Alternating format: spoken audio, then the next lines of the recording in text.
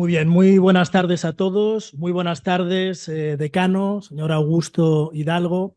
Muy buenas tardes. En nombre, en primer lugar, nos gustaría dar la bienvenida en nombre de la Universidad de Barcelona y el IL3, en nombre de NATIC, la Asociación Líder y de Referencia sobre Derecho Digital, en representación de la Abogacía Digital y de los juristas digitales, en nombre también del Consejo General de la Abogacía Española y del Consorcio Internacional por los Derechos y las Libertades Digitales.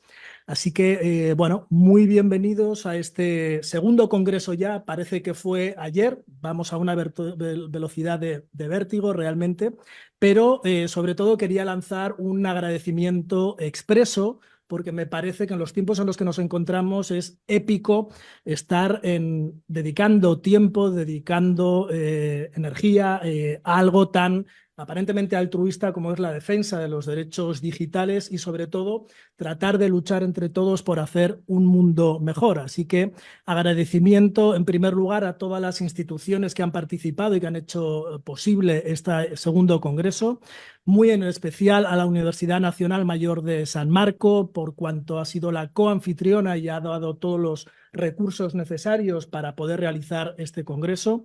Como no podía ser de otra manera, mi expreso agradecimiento también al comité organizador, liderado en este caso por mi querido Eduardo López, aquí a mi izquierda, junto con el resto de compañeros y de los miembros del propio comité.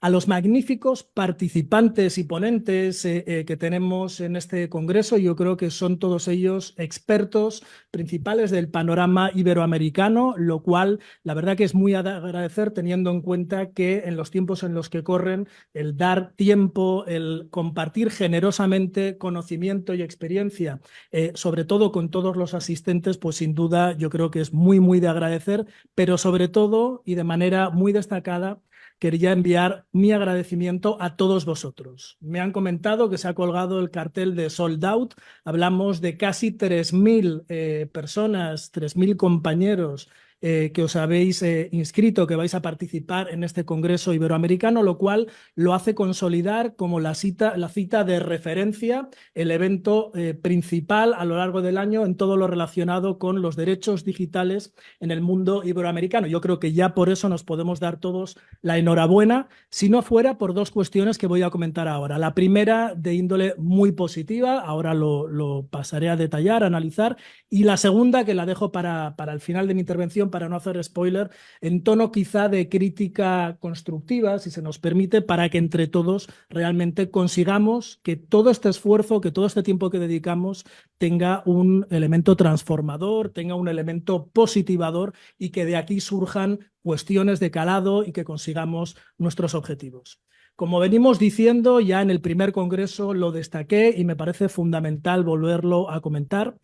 Es principal que partamos como punto de base que no estamos en una época de cambio, sino que estamos en estos momentos en un cambio de era, con todo lo que eso implica. Estamos en la cuarta revolución industrial, impulsada por tecnologías como la inteligencia artificial, robótica, metaverso, neurociencia, neurotecnología, realidad virtual, realidad aumentada, big data, cloud computing, blockchain, objetos y materiales inteligentes, todo lo relacionado con vehículos autónomos. En definitiva, toda una serie de tecnologías disruptivas que van a cambiar el mundo tal cual lo conocemos y que van a tener un impacto directo en nuestras vidas en un futuro a corto plazo, en los próximos 5 o 10 años, y eso implica una serie de riesgos, evidentemente, implica una serie de ventajas y todo ello metido en la coctelera implica que debemos afrontar esta nueva era, esta nueva realidad desde la responsabilidad y desde la iniciativa de, insisto,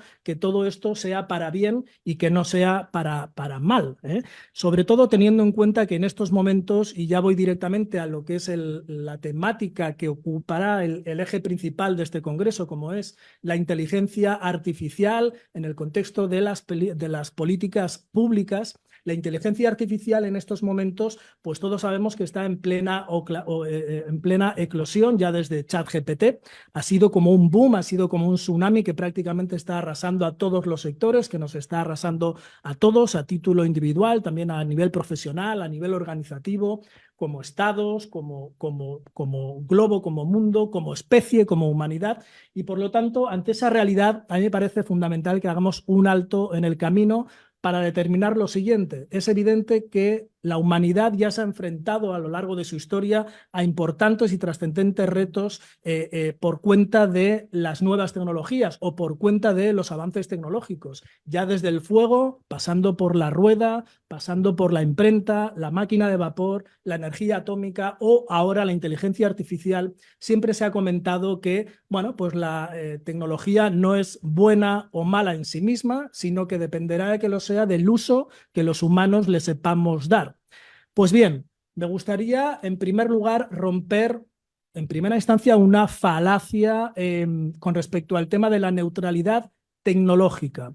No lo digo yo, en estos momentos un tal Elon Musk, hace aproximadamente 3 semanas, ya comentaba que la inteligencia artificial superará a la inteligencia humana en aproximadamente 1 año. Es algo que nos debe preocupar y muchísimo. No lo digo yo, lo dice Elon Musk, con todo tipo de conflicto de intereses, teniendo en cuenta que es uno de los grandes impulsores de la tecnología. A partir de aquí, y con este precedente, rompamos ya la falacia de que la tecnología es neutra, porque no es neutra. Estoy cansado de ir a congresos y a eventos y por todos lados hablando de la teoría del cuchillo. Un cuchillo puede ser bueno o malo, puede ser una herramienta y utilizado como tal nos aporta beneficios, pero ese mismo cuchillo puede ser utilizado como un arma y puede acabar con la vida de una persona. Pues bien, la inteligencia artificial no es un cuchillo. La inteligencia artificial es un cuchillo que dentro de 1 año, lo dice Elon Musk, no lo digo yo, va a ir solo, va a decidir solo. Por lo tanto, a mí no me gustaría estar encerrado en una habitación con un cuchillo que puede ir solo. Si de nosotros depende de nuestra responsabilidad, depende de nuestra soberanía, depende de nuestros derechos fundamentales, de nuestras libertades y especialmente de la regulación que se desprenda de todo ello, encontraremos el segundo elemento y es la falacia sobre la regulación. Estoy cansado en este 1 año y medio de ir por todos los congresos, convenciones. Vengo ahora del MetaWorld Congress, del Congreso Internacional del Metaverso y la Inteligencia Artificial, donde el 95% de los asistentes, obviamente representantes de la industria, representantes de la parte corporativa, se nos quejaban prácticamente con lágrimas en los ojos de la penalización que estaba implicando para todos ellos la regulación de la inteligencia artificial aquí en Europa. Pues bien, cabe preguntarnos, cabe reflexionar sobre en manos de quién está la inteligencia artificial en estos momentos, quién tiene la soberanía de la inteligencia artificial. Los que me conocéis sabéis que siempre aludo al gran maestro Lawrence Lessig, que ya decía que el código es la ley, o dicho de otra manera, los propietarios de esas tecnologías son quienes deciden, quienes tienen el poder ejecutivo, el poder legislativo o regulatorio, quienes ponen las normas y sobre todo incluso el poder judicial. Se permiten hasta resolver conflictos evidentemente para sus intereses. Así que ante ese contexto y teniendo en cuenta que la soberanía de la inteligencia artificial en estos momentos está o recae en manos de no más de 20 grandes multinacionales en todo el mundo, por cierto, ajenas a cualquier regulación estatal o a cualquier contexto territorial, debemos preguntarnos si hay que reivindicar como individuos, como ciudadanos de ese nuevo entorno digital, la soberanía. Tenemos que hacer un planteamiento de lo que sería el nuevo contrato social de Rousseau, hacer un replanteamiento de cuál es la separación de poderes con respecto al entorno digital y con respecto a estas nuevas tecnologías, en este caso la inteligencia artificial, y en particular de qué manera vamos a plantear una recodificación del ordenamiento jurídico tal cual lo conocemos.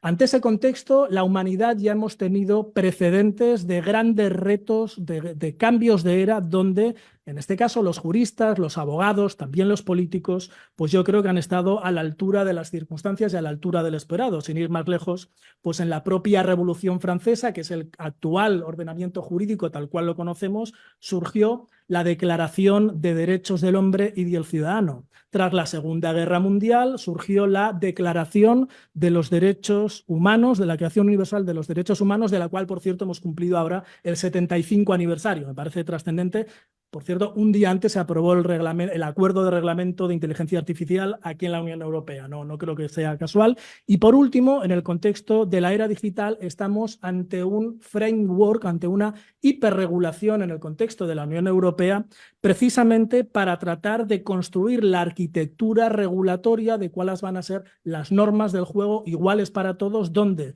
se pondere la innovación, donde se pondere y se potencie la economía, pero a la vez poniendo en el epicentro a los derechos fundamentales, en este caso a los derechos de la persona, siempre garantizando que sean respetados en cualquier contexto. Ese es el motivo por el cual, pues ya aquí en España fuimos líderes y pioneros a nivel internacional con la Carta de Derechos Digitales, de la cual tuve el honor y el privilegio de ser redactor, de ser ponente. También tuvimos la Declaración de Derechos y Principios Digitales de la Unión Europea a finales del 2022. En marzo del 2023, y en este contexto conviene comentarlo, la Carta Iberoamericana de Principios y Derechos en Entornos Digitales. Y por último, esperamos que todo eso eclosione o converge en el seno de las Naciones Unidas, en el conocido como Pacto Digital Mundial, de la Cumbre de Futuro que se va a celebrar en el 2024 en Portugal. Bien, ante ese contexto es evidente que estamos en un escenario de injusticia, de competencia desleal en el ámbito de la multilateralidad de las Naciones Unidas, donde estamos viendo como en cuestiones como conflictos bélicos. No hace falta ahora mencionar a la situación de la guerra entre Rusia y Ucrania o de Oriente Próximo, la situación entre Israel y Palestina, pero donde es evidente que el Consejo de Seguridad de la ONU está vetando cuestiones que todos vemos que deberían ser solucionadas por la vía diplomática, por la vía del derecho y por la vía de los tratados internacionales. Así que yo como jurista aprovecho la ocasión para reivindicar en este congreso y en este foro, y me gustaría que quedara constatación fehaciente de ello, la necesidad de que haya normas, la necesidad de que haya leyes, la necesidad de que se garanticen las libertades y los derechos y de que los derechos fundamentales están para cumplirse. Me parece que es algo absolutamente indiscutible. Y por lo tanto, y por supuesto también en el entorno digital.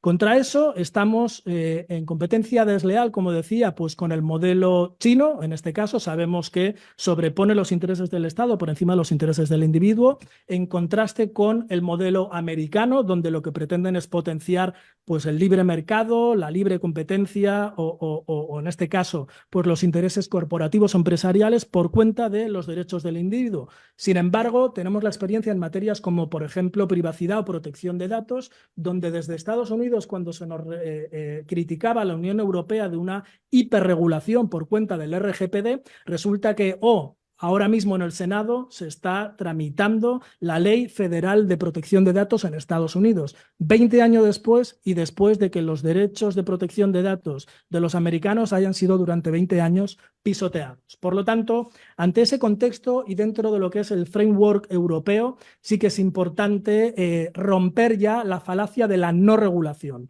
A mí me congratula comprobar cómo en todos los entornos donde hay inteligencia artificial ya se está regulando la inteligencia artificial. Parece que solo lo hacemos aquí en la Unión Europea, pero ya se está regulando en Estados Unidos, se está regulando en China, se está regulando en Asia. Por supuesto, también en Iberoamérica tenemos experiencias recientes de Colombia, tenemos experiencias recientes de Ecuador y otras iniciativas que están a punto también de dar a la luz. Y por lo tanto es fundamental que todos superemos ya la falacia de la no regulación. La inteligencia artificial no puede desarrollarse en el Far West o en la jungla. Ahora bien, viene el segundo debate. Hay que regular bien. Pero ese es otro debate, ese es otro expediente. Tenemos entre todos que regular bien.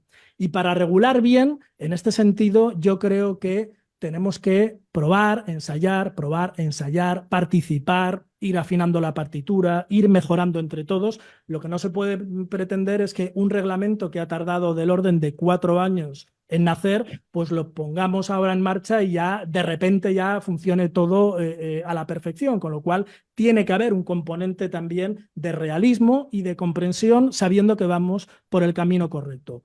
Por lo tanto, y en este sentido, yo creo que es fundamental el que las políticas públicas, en este caso, bueno, pues tenemos en la Unión Europea ahora mismo elecciones al Parlamento de la Unión Europea, poca broma. Aquí en Cataluña nos enfrentamos la semana que viene, este fin de semana, a elecciones, también a la Generalitat. Tenemos varios procesos electorales en el entorno iberoamericano a la vuelta de la esquina. Pues bien, tenemos que reivindicar entre todos que en la agenda política, que en los programas de los partidos políticos, todos estos derechos digitales, todos estos retos sociales, económicos y políticos formen parte de la agenda prioritaria pública, formen parte de la defensa a ultranza de los derechos fundamentales y encontrar ese justo equilibrio entre la economía y la innovación. Hablaremos a lo largo de este congreso de cuestiones elementales dentro de lo que es el sector público, la administración pública, como es el elemento de la transparencia, el elemento de dar ejemplo. La propia administración pública se deben comprometer para ser los primeros en que haya una dotación de recursos, para que sean los primeros en cumplir con la normativa, cosa que es exactamente lo contrario. Ni siquiera en el reglamento europeo sí que son sujetos obligados, pero no se les va a poder aplicar en este caso pues el pago de una sanción, porque no se les aplica el reglamento sancionador, junto con toda una serie de excepciones que al final nos llevan a pensar de quién vigila al vigilante, ¿no? Finalmente, ¿quién va a vigilar al vigilante? Y eso también implica defender nuestros derechos. Por lo tanto, hagamos toda la presión para que nuestros mandatarios, para que el poder político y en este caso para que la administración pública sea la primera en cumplir con la regulación y en dar ejemplo.